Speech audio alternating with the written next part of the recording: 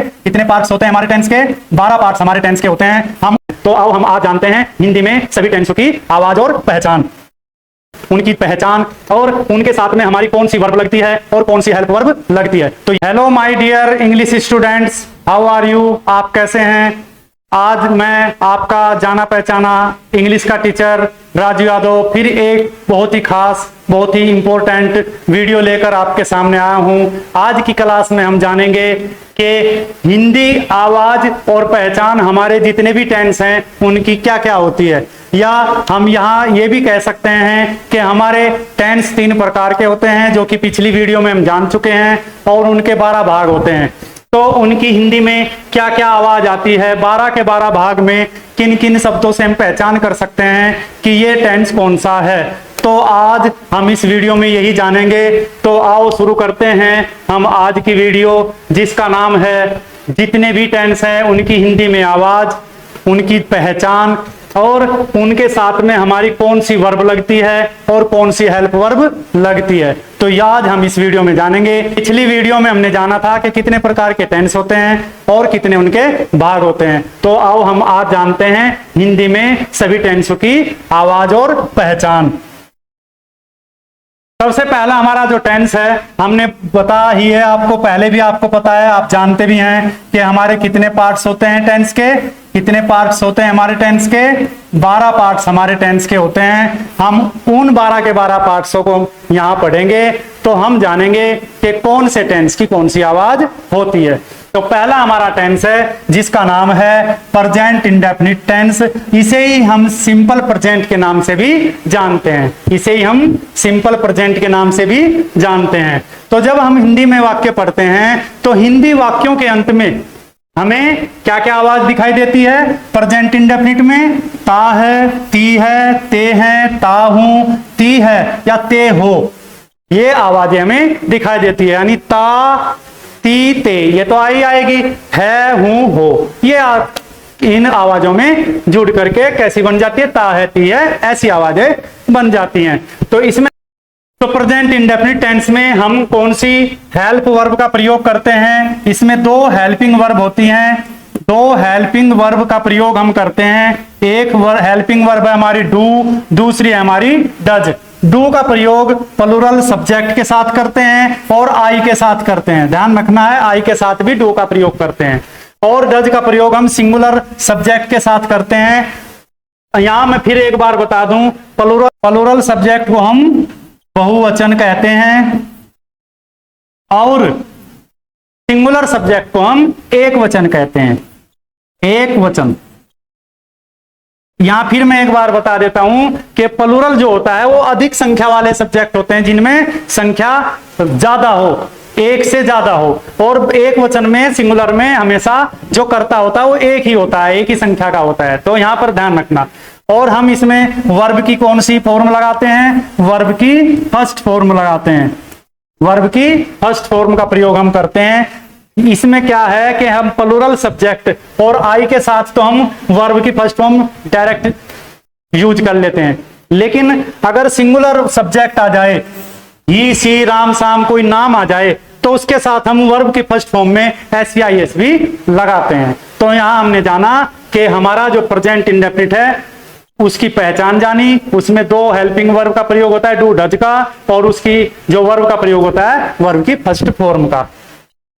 दूसरा हमारा टेंस है प्रेजेंट कंटिन्यूअस टेंस। ठीक है, हमने भाग कितने बनाए थे? 12। तो प्रेजेंट के 4 बन गए, पास्ट के 4 बन गए और फ्यूचर के 4 बन जाते हैं। इस प्रकार से 12 के 12 हम भाग पढ़ते हैं और उनकी पहचान हम यहाँ पर आज जान रहे हैं, पहचान रहे हैं।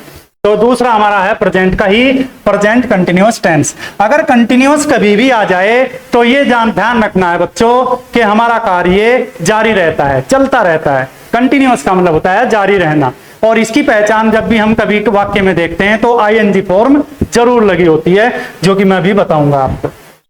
तो इसमें पहचान क्या होती है? रहा है, रहे हैं, रहे हो, रहा हूं, रही हूं, ये आवाज आती है हिंदी वाक्य के अंत में।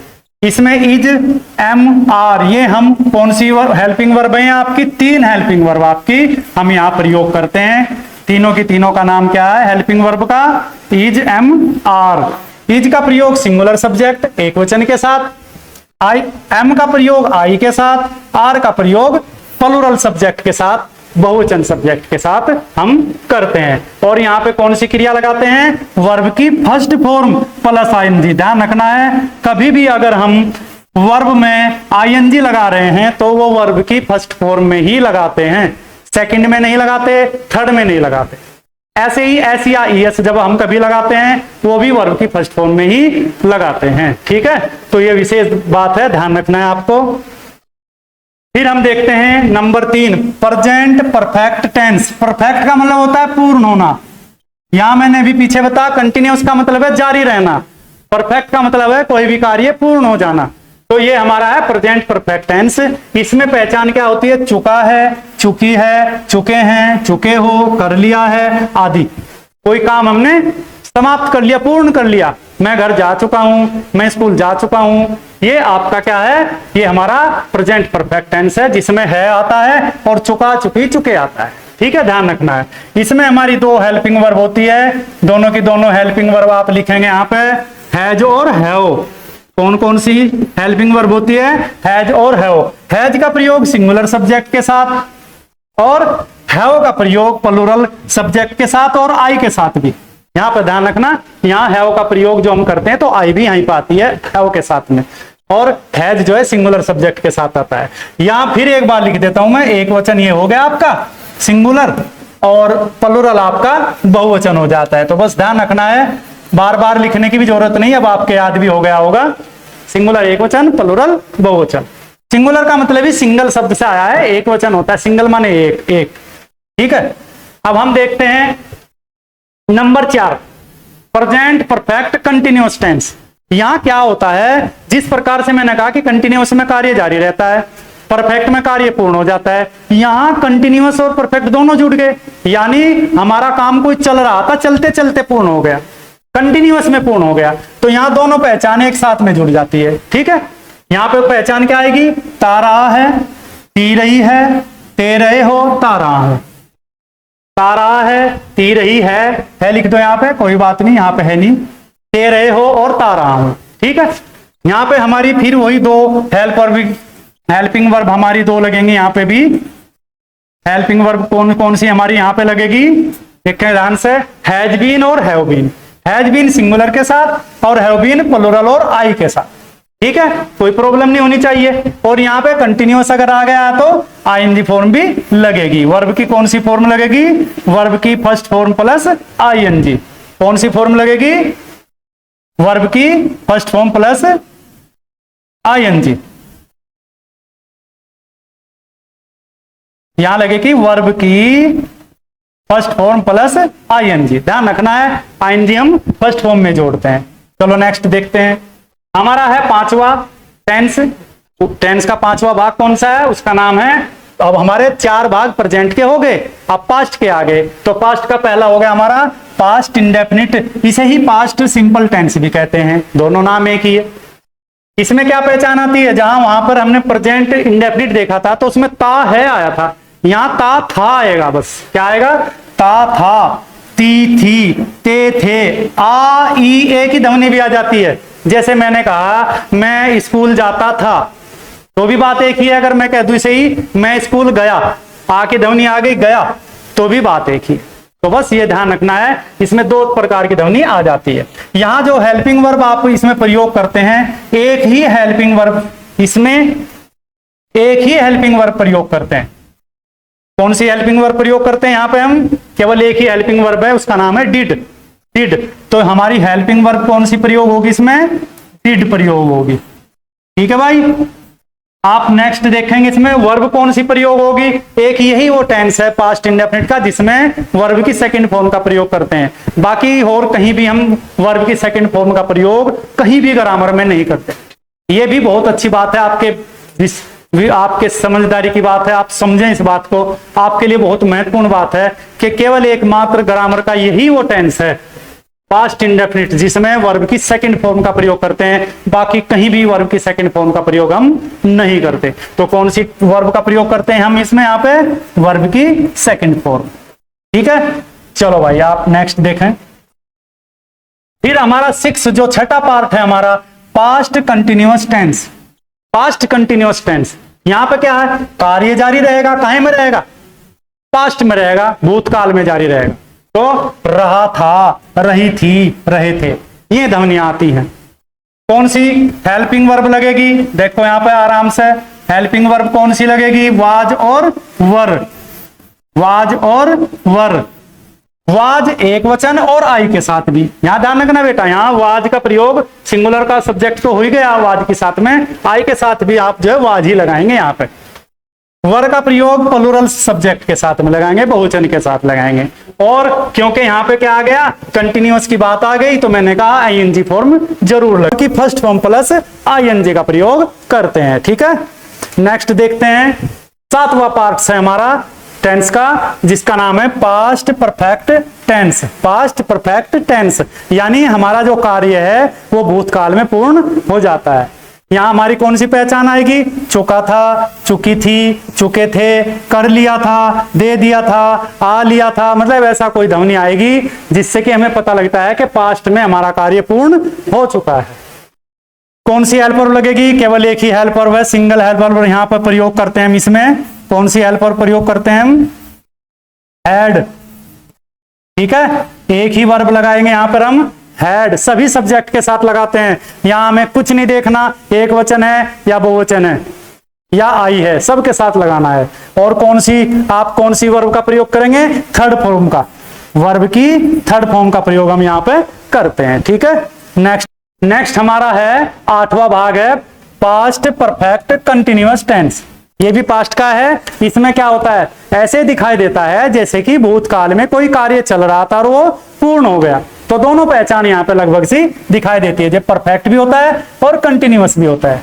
ठीक है, यहाँ पे क्या लगाएंगे हम, क्या पहचान देखेंगे हम इसमें, हमें यहाँ पहचान मिलेगी, ता रहा था, थी रही थी, ते रहे थे। ठीक है, तो यहाँ पे हमारा कौन सी हेल्प वर्ब प्रयोग करेंगे हम, हेल्प वर्ब कौन सी करेंगे, एक ही हेल्प वर्ब यहाँ प्रयोग होती है, कौन से वाली, हैड। हैड का प्रयोग हम हेल्प वर्ब के रूप में करते हैं, सभी सब्जेक्ट के साथ करते हैं। अगर हैड आ जाए और पास्ट इंडेफिनिट में डिड आ जाए तो बस हमें फिर ये नहीं ध्यान रखना है कि कौन सी हेल्प वर्ब लगनी, एक ही लगती है, हैड के साथ सब सब्जेक्ट, डिड के साथ सब सब्जेक्ट। ठीक है, इस बात का विशेष ध्यान आपको रखना है। जब कंटिन्यूअस खुल गया ऊपर तो यहाँ पे वर्ब की कौन सी फॉर्म लगेगी, आईएनजी फॉर्म, तो ये आपकी वर्ब लगेगी। ध्यान रखना है, अगर कहीं भी किसी भी टेंस में कंटिन्यूअस दिखाई दिया तो आईएनजी फॉर्म जरूर लगनी है। ठीक है, चलो जी नेक्स्ट देखते हैं, हमारा है 9 नंबर का पार्ट से हमारा फ्यूचर इंडेफिनिट। इस फ्यूचर इंडेफिनिट को हम सिंपल फ्यूचर टेंस भी बोलते हैं। ठीक है, दो नाम है इसके, ध्यान रखना है। इसमें कौन सी ध्वनि आती है, गा की, घी की और गे की। हिंदी वाक्य के अंत में गा, घी, गे की ध्वनि हमें सुनाई देती है, जैसे मैं जाऊंगा, जैसे मैं स्कूल से आऊंगा, जैसे मैं खाना खाऊंगा, ऐसी ध्वनि आती है। यहाँ पे 2 हेल्पिंग वर्ब प्रयोग होती है, ध्यान रखना है। 2 हेल्पिंग वर्ब थोड़ी ये विशेष है, इनके बारे में मैं यहाँ पे बताऊंगा, समझाऊंगा आपको। कौन सी हेल्पिंग वर्ब है, विल और सेल। विल का प्रयोग हम सेकंड पर्सन और थर्ड पर्सन के साथ करते हैं, और सेल का प्रयोग हम आई के साथ और वी के साथ करते हैं। मैं आपको बता देता हूं हमारे पास में कितने पर्सन होते हैं। हमारे पास में 3 प्रकार के पर्सन होते हैं। नंबर 1 होता है फर्स्ट पर्सन, इसे हम फर्स्ट पर्सन के नाम से जानते हैं। इसमें ध्यान रखना है, आई और जो वी होता है वो फर्स्ट पर्सन में आता है। सेकंड पर्सन हमारा होता है जिसमें यू होता है, और थर्ड पर्सन जो हमारा होता है उसमें जितने भी अदर बचे हुए हैं, कोई भी नाम हो, ही, सी हो, ये सब के सब जो है कहां लग जाते हैं, थर्ड पर्सन में लग जाते हैं। तो यहां विल का ध्यान रखना है। विल में हम जितने भी हमारे थर्ड पर्सन, ही, सी, राम, शाम, ये वाले, और यू भी, ये तो विल के साथ प्रयोग करते हैं। और जो फर्स्ट पर्सन है आई और वी, उसे हम सेल के साथ प्रयोग करते हैं। समझ गए, यानी सेल और विल का बहुत विशेष ध्यान रखना है। आई वी को छोड़ दो, सेल के साथ लगा दो, बाकी सब के सब जो है विल के साथ चले जाते हैं। तो यहां पे हम कौन सी वर्ब का प्रयोग करते हैं, फर्स्ट वर्ब का प्रयोग करते हैं।